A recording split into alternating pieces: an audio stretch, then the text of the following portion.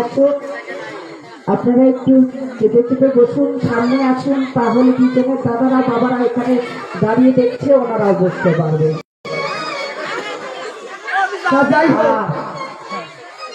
সবাই নিজ নিজ জায়গায় বসে পড়ুন, সবাই দেখতে পারবেন।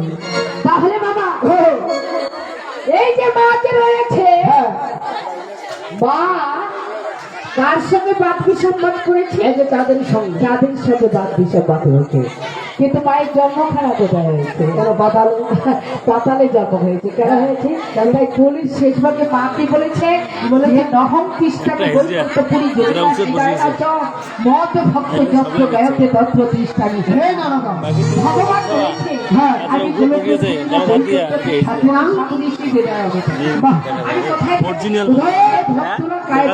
আমাকে স্মরণ করি, সেই ভক্তের মাঝে আমি বিরাজ করি।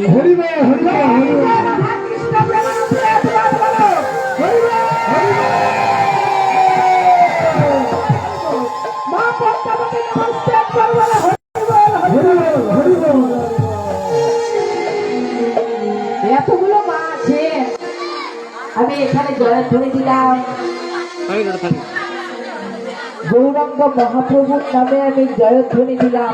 কিন্তু এতগুলো মায়ের মধ্যে দু একজন শুধু জয় উলধ্বনি দিলেন, আর সবাই চুপচাপ বসে আছে। মা হচ্ছে বিরাজ করছে এই সম্প্রতি ঘরে ঘরে, ভক্তের ঘরে ঘরে বিরাজ করছে ঘটে ঘটে।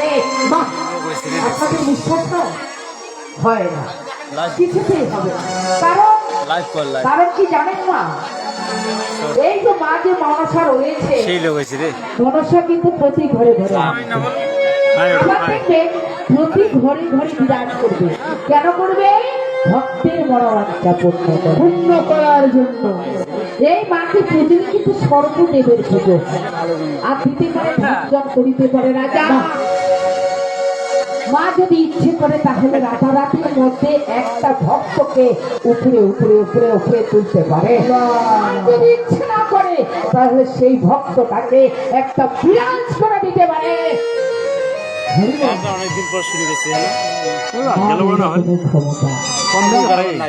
তাই একবার যদি মাকে কোনো সন্তান যদি বিপদে পড়ে যায় বিদায়কে দিয়ে, সেই সন্তানটা যদি বাড়িতে এসে আসতে না পারে, তাহলে কোনো মা কোনো বাবা যদি ওই মায়ের কাছে আরাধনা করে,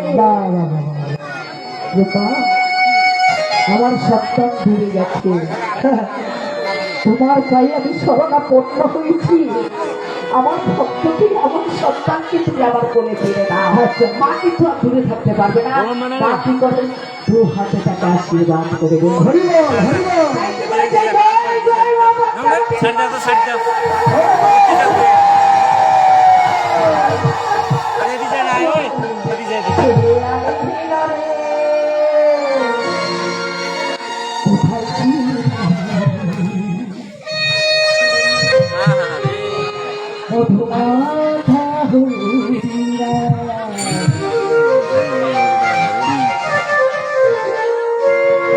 কোথায় ছিল রে কোথায় ছিল রে